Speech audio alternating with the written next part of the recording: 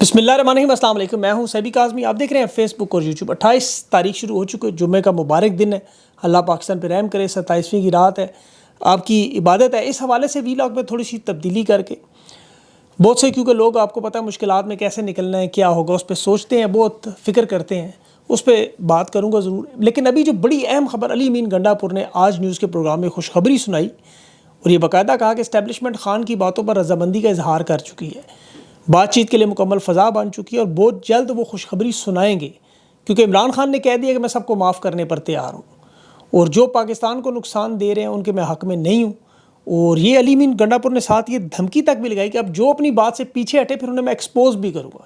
تو یہ بڑا اہم پیغام ہے، سب جانتے ہیں کہ ان کی بڑی ملاقاتیں اسٹیبلشمنٹ سے ہوتی نہیں ہیں حالیہ دنوں میں۔ اب دیکھنا یہ کہ سیاسی چال ہے، یہ وقت حاصل کرنے کی کوشش ہے، اور تحریک انصاف اور پاکستان کی عوام اس دوران موبلائزیشن کے لیے کیا کرے، عید کے لیے معاملات کیسے طے کرے، کیونکہ ریاست دوسری طرف دعویٰ کر رہی ہے کہ ہم ہارڈ آن ہونے جا رہے ہیں، تو وہ تفصیل بھی آپ کے سامنے رکھتا ہوں۔ اس کے علاوہ خیبر پختونخوا میں تنظیمی تبدیلیاں بڑی اہم ہوئیں۔ عاطف خان کو پشاور ریجن کا صدر بنایا گیا، شیر علی ارباب کو جنرل سیکرٹری بنایا گیا، پنجاب کی تنظیم سازی کی طرف معاملات بھی جا رہے ہیں، اس پہ بھی تھوڑی بات ہوگی۔ IMF کا لوگ پوچھ رہے ہیں قرضہ مل گیا، تو دیکھیں اس کا تو ایک لائن میں ہی میں جواب دے سکتا ہوں کہ چونکہ ایٹمی ہتھیار غلط ہاتھوں میں نہ چلے جائیں گے، بیچنے پر مجبور نہ ہو جائے بلیک مارکیٹ میں، اس لیے یہ قرضہ ملتا رہے گا، اس کا پاکستان کو کوئی فائدہ نہیں ہے۔ اس سے ہٹ کے بات کرتے ہیں، لیکن چونکہ جیسا میں نے کہا 27ویں کی رات، آپ کو پتہ بڑے متبرک دن ہے، اسلامی تاریخ سے ہمیں کچھ چیزیں سیکھنی اور سمجھنی چاہیے تاکہ یہ مایوسی جو شیطان کا سب سے بڑا داؤ ہے وہ دور ہو۔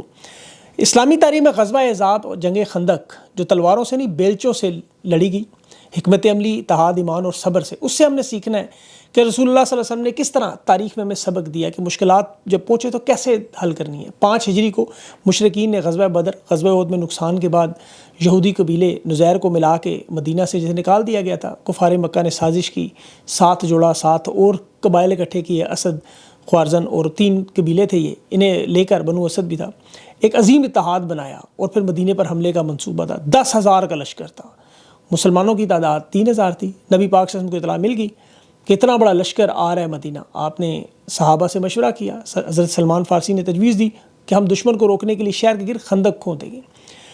اچھا، یہ بڑا انٹرسٹنگ معاملہ ہے کہ 3 ہفتے اس خندق کو کھودنے کا کام شروع ہوا، بڑی سخت گرمی تھی، اس وقت بھوک بھی تھی، پھر مشقت بھی تھی، موسم چینج بھی ہو رہا تھا، پھر نبی پاک صلی اللہ علیہ وسلم نے خود بھی اس میں کام کیا، پیٹ پہ پتھر باندھنے والا واقعہ آپ کو پتہ ہے۔ اور جب قریش اور ان کے وہ اتحادی مدینہ کے قریب پہنچے، انہوں نے جب خندق دیکھی تو عرب میں اس وقت اس طرح کی حکمت عملی نہیں ہوتی تھی، یہ پہلی دفعہ انہوں نے دیکھا اتنی بڑی خندق، اور وہ عبور بھی نہیں کر سکتے تھے۔ انہوں نے مدینہ کے ارد گرد محاصرہ کر لیا۔ اب مسلمانوں کی آزمائش کا وقت شروع ہوا، پھر موسم بدلا، سخت سردی شروع ہوئی، کھانے پینے کی شدید قلت ہوئی، باہر دشمنوں نے گھیرا ہوا ہے، اندرونی سطح پر ایک بہت بڑا خطرہ شروع ہوا۔ ایک یہودی قبیلہ تھا بنو قریظہ، انہوں نے غداری شروع کر دی، وہ باہر کفار سے رابطہ کرتے تھے۔ اس پر سورہ احزاب میں اللہ نے وہ سورہ احزاب میں واقعہ بھی بیان کیا تھا، اللہ کی اس میں آیت تھی کہ جب آنکھیں پتھرا گئیں اور دل حلق پہ آ گئے اور تم اللہ پر گمان کرنے لگے، یعنی ایسی حالت ہو چکی تھی بھوک اور پیاس سے، موسم کی شدت سے، کہ آنکھیں پتھرا جاتی تھی اور حلق واقعی دل میں آتے، تو اللہ نے کہا اس وقت میرے اوپر گمان کرو۔ دیکھیں یہ چیزیں ہمیں سمجھنی ہیں۔ اس وقت وہ عرب کا بڑا مشہور جنگجو تھا اس دور کا، عمرو بن عبدود اس کا نام تھا، مردود نام تھا، عرب کا بڑا لیجنڈ فائٹر، اس نے وہ خندق بھی پار کر دی اور میدان میں آ کے للکارا، جواب میں اللہ کے شیر حضرت علی نے اسے جہنم واصل کیا۔ مسلمانوں کے لیے 2 محاذ تھے، ایک طرف کفار کھڑے تھے، ایک طرف یہودی قبیلہ بنو قریظہ، وہ جو دشمن سے ملنے کی اندر سے کوشش کر رہا تھا۔ اس وقت پھر اللہ کے نبی پاک صلی اللہ علیہ وسلم نے دعا کی، اور اسی لیے میں آپ کو دیکھیں ویلاگز میں دعاؤں کا تذکرہ کرتا ہوں، کیونکہ ہمارا ایمان ہے۔ سورہ احزاب میں پھر اللہ نے کہا بھی کہ اللہ نے پھر ان کے اوپر ایسی ہوا بھیجی اور ایسے لشکر بھیجی جو انہیں نظر نہیں آئے اور بھاگ گئے، دشمنوں کے دلوں میں خوف پیدا ہوا، اور بالآخر راتوں رات وہ بھاگ گئے، مدینہ محفوظ ہوا، مسلمانوں کو فتح ہوئی۔ اب بنو قریظہ کی جو غداری تھی اس پر پھر نبی پاک صلی اللہ علیہ وسلم نے حضرت سعد بن معاذ کو ثالث مقرر بھی کیا، غداری پہ ایکشن بھی لیا گیا۔ اب اس تاریخی واقعہ میں دیکھیں سبق کیا ہے کہ دشمن بڑی تعداد میں ہو، طاقت میں ہو، وسائل میں ہو، غرور کی مستی میں ہو، ابراہا کا ہاتھی ہو، آپ نے صبر سے، حکمت عملی سے، اللہ سے مدد لینی ہے۔ اس جنگ میں تلوار سے زیادہ بیلچہ استعمال ہوا تھا، ایمان سے انہوں نے اس تعداد کو شکست دی، پوری عرب تاریخ بدل گئی۔ 10,000 کا لشکر تھا، پھر اندرونی غداروں کو کیسے ڈیل کرنا ہے وہ بھی پتہ چلا، جو مشکلات تھیں، جو بھوک تھی، سردی تھی، خوف تھا، اس سے مقابلہ کرنے کی ہمت بھی، اور سب سے بڑھ کر اللہ کی جب مدد آئی تو اس کا مطلب ہی یہ تھا کہ مایوس نہیں ہونا۔ شیطان کے لفظ میں شیطان کا مطلب ہی مایوسی کی طرف لے کے جانا۔ طارق بن زیاد کا وہ کشتیاں جلا دینے والا واقعہ بھی آپ کو پتا، دشمن سامنے تھا، سمندر تھا، وہ سنا ہوا آپ نے، اس طرح کے محاورے بنے ہوئے۔ اسی طرح وہ نہیں آ رہا. اندلس میں پھر آپ کو پتہ ہے اسپین پر 800 سال مسلمانوں کی حکومت بھی رہی. صلاح الدین ایوبی کے بھی آپ نے واقعات سنے میں یورپ کی صلیبی جنگوں میں مضبوط اس وقت مسلم دنیا بڑھ چکی تھی قلعوں میں, بڑی حکمت عملی سے اتحاد بنائے گئے, کمزور لشکر تھے, دوبارہ نئے خون, اور پھر بیت المقدس کی پرامن فتح ہوئی. ان سے ہم نے سیکھنا کیا ہے؟ اس وقت آپ بالکل اسی صورتحال میں, آپ کی حکمت عملی, صبر, اتحاد اور ایمان. دیکھیں کروڑوں لوگوں کے ذہن میں کہ خان کی رہائی کیسے ہوگی, کیسے موبلائز عوام کو کریں. خیبر پختونخوا کی حکومت کو دیکھیں, میں تو یہ مشورہ دوں گا کہ انہیں یہ معاملات وہیں سے شروع کرنے چاہیے. بے شک علی مین اپنی باتیں کریں, اسٹیبلشمنٹ سے معاملات جو بھی ہیں, لیکن اپنی حکومت میں جو احتجاج, وہ احتجاج نہیں ہوتا. 4 کروڑ کی آبادی ہے. پنجاب میں تو جواز ہے کہ نکلنے نہیں دیتے, کنٹینر لگاتے ہیں, گھروں پہ چھاپے مارتے ہیں, تقدس پامال کرتے ہیں. پھر پنجاب کی قیادت کا بھی آپ کو پتہ ہے, حماد اظہر صاحب نے نہ نکلنا ہے نہ وہ نکلیں گے. چاروں جو ان کے صدور ہیں, ان کے ریجنز کے, وہ بھی 9 مئی کی کانفرنس چھوڑ کے جانے والے آپ کو پتہ ہے صدارت میں ہیں, اور وہ لوگوں کو آگے لگا رہے ہیں. ان کی تصاویر تو احتجاج, سوشل میڈیا پر فرمائشی پروگرام, گرفتاریاں ہوتی رہیں, ان کا ڈیفرنٹ لیول. لیکن کے پی میں 4 کروڑ کی آبادی میں دیکھیں آپ 4 لاکھ لوگ بھی اظہار یکجہتی کے لیے عید کے چوتھے دن اگر سڑکوں پر ہوں, ایک موبلائزیشن ہو, میس موبلائزیشن, بیانیہ بنایا جائے. کیونکہ یہاں تو کوئی گولی نہیں چلنی, یہاں کوئی انشاءاللہ لاشیں نہیں گرنی, یہاں کوئی کروڑوں روپے کی گاڑیاں, ٹرانسپورٹ انتظام بھی نہیں کرنا. بالکل ترکی کی طرح, بنگلہ دیش کی طرح, سربیا کی طرح پرامن لائیں. اب یہاں کوئی پولیس تو سامنے نہیں مارے گی, پرامن مظاہرہ ہوگا, مطلب آپس میں یکجہتی کے ساتھ. پھر اس سے موبلائزیشن کا ایک مرحلہ شروع ہو جائے گا, میڈیا کی کوریج ہوگی, بیانیہ ان کا بنے گا. اصل معاملہ ہے دیکھیں مذاکرات کے ٹیبل تک لانا ہے. احتجاج کا مقصد یہ ہے. اسٹیبلشمنٹ جو مذاکرات کے لیے بالکل تیار نہیں, وہ اپنی طاقت اور فستائیت سے روکنا چاہتے ہیں.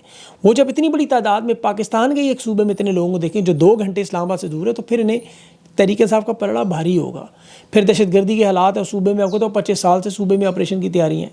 اب وہ سارے معاملات بھی چلتے رہیں گے, لیکن جب یہ لوگ اتنی بڑی تعداد میں نکلیں گے تو ان کی جو پارٹی کی صفوں میں مسائل ہیں وہ ختم ہوں گے. انہیں پتہ چلے گا کون کہاں کھڑا ہے. اس میں چاہے 15 دن, مہینہ بھی لگ جائے اس پورے عمل میں, تو انہیں کرنا چاہیے. اعتماد کریں گے تو ان سے ان کی عوام میں موبلائزیشن شروع ہوگی, جس کا امپیکٹ پھر پنجاب کی طرف آئے گا. کیونکہ ریاست پیغام کیا دے رہی ہے, ہم نے ہارڈ آن ہونا ہے. 15 رکنی ٹیم بنا کے وہ کہہ رہے ہیں ہم نے سخت سیکیورٹی سے کنٹرول کرنا ہے, آزادی اظہار رائے دبانی ہے, میڈیا, سیاسی آزادی, طاقت کے ذریعے حکومت کرنی ہے.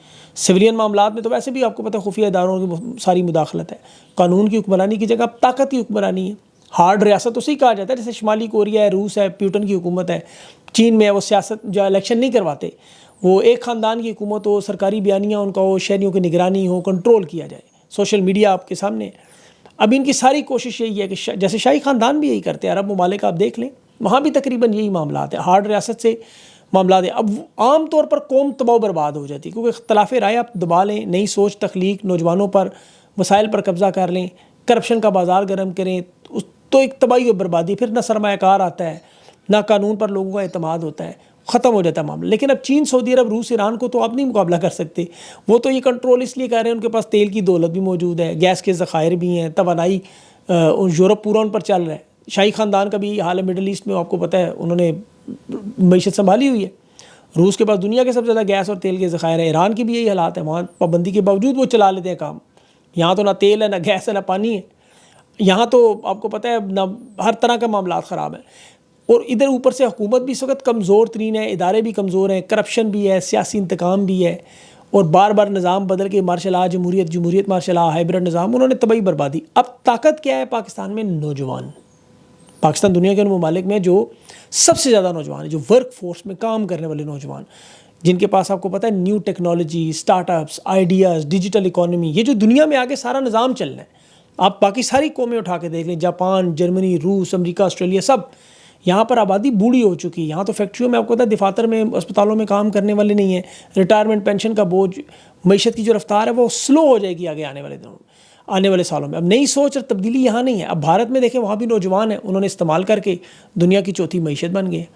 اب یہاں چونکہ آئندہ آنے والے سالوں میں نوجوانوں کا راج ہوگا. یہ یاد رکھیں, نوجوان طاقت کا سمندر ہے, انہیں صرف سمت اب ملنی ہے. اگر نہ سنبھالا گیا تو پھر یہی سارے بے روزگاری, جرائم, انتشار اور ملک سے ہجرت کی طرف چلے جائیں گے. اب ہارڈ آن ریاست کو جو مشورہ دینے والے بزرگ ہیں, وہ انہیں کہہ رہے ہیں جی نوجوانوں کا سوشل میڈیا کنٹرول کر لیں. یہ ان کی واحد جگہ ہے جہاں عوام دل کی بات کرتے ہیں, کھل کے کرتے ہیں. اسٹیبلشمنٹ کے طاقتور اور ان کے جو بزرگ صحافی ہیں وہ کہہ رہے ہیں جی کہ نفرت کی وجہ سوشل میڈیا ہے, اور وہ کہتے ہیں جس کی وجہ تحریک انصاف اور عمران خان ہے. اسی لیے عمران خان کا ٹویٹر پاکستان لے ہیں, سوشل میڈیا کنٹرول کر, تو معاملہ حل ہو جائے گا. انہیں یہ بات سمجھ نہیں آ رہی کہ گھروں پر چھاپے مارنا، گرفتاریاں کرنا، میڈیا بلیک آؤٹ کرنا، لوگوں پر ظلم و ستم سے ہو کیا رہا ہے؟ فوج اور عوام میں نفرت۔ عمران خان مقبول تھا، انہوں نے مظلوم بنایا ہے۔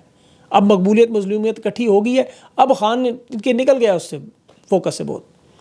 اب عمران خان دیکھیں، اس کا معاملہ ان سے جوڑنے کا صرف عمران خان کر سکتا ہے۔ یہ الزام جس سوشل میڈیا کو دیتے ہیں، عمران خان کے ایک بیان نے سارا وہ سوشل میڈیا ٹھیک کر دینا ہے۔ اب آزادی اظہار رائے سے جب لوگوں کی آپ روکیں گے تو پھر ظاہر ہے وہ تشدد کی طرف جائیں گے۔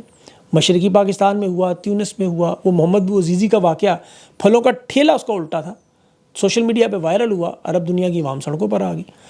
اب یہ واقعہ ایک بنیاد بنا، غصہ اور بیانیہ پہلے سے موجود تھا، یہ صرف چنگاری لگی تھی اس واقعے سے۔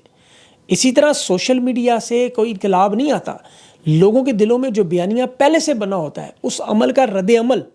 سوشل میڈیا تو صرف ایک ذریعہ ہے، لوگ کسی اور زبان سے اس کا اظہار کر لیں گے، جیسے ماضی میں اخبارات میں لکھ لیتے، رسالے چھاپ لیتے، شاعری کر لیتے، اب سب کچھ سوشل میڈیا پہ ہو جاتا ہے۔ مین سٹریم میڈیا کنٹرول ہو گیا، سوشل میڈیا کنٹرول نہیں ہو سکتا۔ پھر اوپر سے نیچے تک جو نفرت کا اظہار ہے اس وقت، وہ اب آنے والے سالوں میں آپ دیکھیں گے کہ جب یہ معاملہ ٹھنڈا ہوگا تو یہ لوگ تو کسی ایک دو لوگوں پر اس کی قربانی کا بکرا بنا کے ڈال دیں کہ جی انہوں نے کیا سب کچھ، یہ کر رہے تھے اس وقت، آپ چاہے آرمی چیف پہ ڈال دیں یا ISI کسی بھی ڈال دیں۔ لیکن یہ جو سوسائٹی ہے، یہ جو ابھی دیکھیں، میں دیکھ رہا تھا ISPR کا بیانیہ، اب جنگ اور جیو کا یا مین اسٹریمنگ کے صحافیوں، وہ نہیں چلتا۔ وہ اگر یہ مقبول کر سکتے تو وہ یہ خود ہی مقبول کر لیتے، کمنٹس آف نہ کرتے، عاطف اسلم کا کیریئر تباہ نہ کرتے، شاہد افریدی کا، قاسم علی شاہ کا، انجینئر کا، انہیں اس طرح کے بیانیے میں تباہ و برباد نہ ہونا پڑتا۔ اب لوگوں کے انگلی میں ساری پاور ہے، وہ دیکھیں تو چاہے نہ دیکھیں، تو سوشل میڈیا نہ دیکھیں، لوگوں کی اپنی چوائس ہے، یہ ان کا اظہار خیال ہے۔ 1898 میں بلکہ فرانسیسی مصنف، بڑا مضمون ایک طاقتور، اس نے لکھا تھا آئی ایکیوز، میں الزام دیتا ہوں۔ اس سے انہوں نے پوچھا کہ تم نے لکھا، پکڑ کے لے گئے، انہوں نے کہا میں یہ لکھ نہیں رہا، میں صرف جو آپ کر رہے ہیں اس کو خیالات کا رنگ دے رہا ہوں۔ مطلب اس وقت جو آپ کو پتہ ہے تصویروں کی مدد سے چیلنج کیا جاتا تھا بڑے بڑے ڈکٹیٹرز کو، فلسطین کے علاقوں میں دیوار پر ایک چھوٹی سی بچی کی، فوجی کی تصویر بڑی مشہور ہوئی تھی، اسے پکڑا انتشار کر رہے، اس نے کہا میں نے انتشار کیا میں نے تو جو دیکھا ہے وہ چھاپ دی ہے۔ چارلی چپلن کی فلموں میں، ہٹلر کے دور میں، مجھے یاد ہے وہ پرانی ہم جو دیکھا کرتے، تنزیہ فلمیں ہٹلر کی نقل میں بناتا تھا، اس وقت دنیا کانپتی تھی اس سے۔ اب وہ ایک تنزیہ انداز میں ایک آئینہ دکھاتا تھا، وہ ایک چھوٹی سی بغاوت تھی۔ پکاسو نے ایک ہٹلر کے دور میں ایک پینٹنگ بنائی تھی، ہٹلر نے پکڑ لیا، اس نے کہا تم نے یہ کیوں بنائی پینٹنگ؟ اس نے کہا سر میں تو جو آپ کہتے ہیں، جو خیالات کرتے ہیں اس کی پینٹنگ بنا کے لگائیے، جو یہ آپ کے خیالات ہیں۔ تو سوشل میڈیا پہ جو ہو رہا ہے، جو تصویریں نظر آ رہی ہیں، جو جملے ہیں، جو نظمیں ہیں، جو ویڈیوز ہیں، یہ صرف ظالم اور جابر لوگوں کے چہرے سے ماسک ہٹتا ہے تو انہیں اپنی شکل نظر آتی ہے۔ اب اس میں آئینے کا کوئی قصور نہیں، تو سوشل میڈیا کا آئینہ ہے، اسے توڑنے کا کوئی فائدہ نہیں۔ ریاست کو ہارڈ آن ہونے کی ضرورت نہیں، ریاست کو آئین اور قانون کے تحت آنے کی ضرورت ہے۔ بلوچستان کے معاملات دیکھیں اتنے خراب ہیں، وہاں MNA جو ہے فارم 45 کا سالار کاکڑ، اس کے منہ پر کپڑا لگا کے ہتھکڑیوں میں رات 12 بجے عدالت میں لیا، 9واں مقدمہ تھا، اس کا ریمانڈ لیا گیا صرف سیاسی انتقام میں۔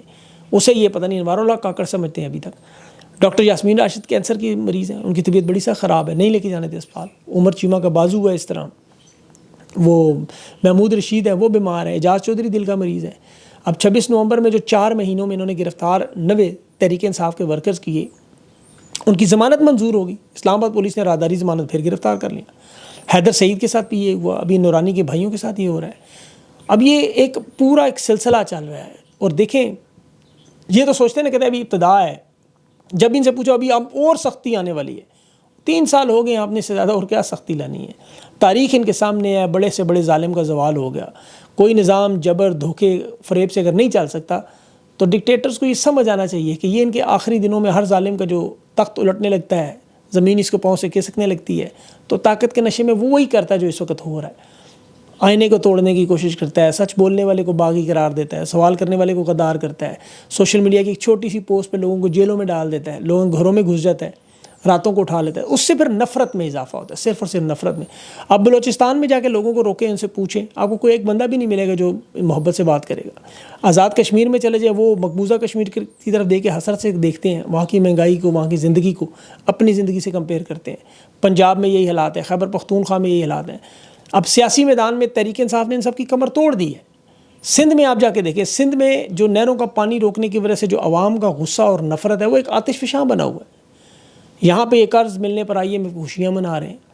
اس نفرت سے دیکھیں، عراق میں مجھے ایک واقعہ اس طرح کا یاد ہے کہ وہاں جب لوگوں کو، کیونکہ واقعہ کربلا کے بعد جن لوگوں کے بہت سارے لوگوں کے وہاں نام یزید ہوتے تھے، عام بندہ کو مر جاتا تھا یزید نامی، کہیں سے اطلاع ملتی یزید مار گیا، لوگ نواسہ رسول صلی اللہ علیہ وسلم کے قاتل یزید سمجھتے ہوئے، خانہ کعبہ پر حملہ کرنے والے یزید سمجھتے ہوئے جشن منایا کرتے تھے. وہ آج تک ظلم کا اشتہار ہے. اسی طرح آج دیکھ لیں ان کے بارے میں کوئی چھوٹی سی خبر آتی ہے، لوگ خوشیاں مناتے ہیں. حالانکہ IMF اگر قرضہ نہ دے تو لوگ خوش ہوتے ہیں. اب انہیں اس چیز سے سمجھ آ جانا، یہ ریاست کہتی ہے یہ غدار ہے، لیکن یہ نفرت ہے.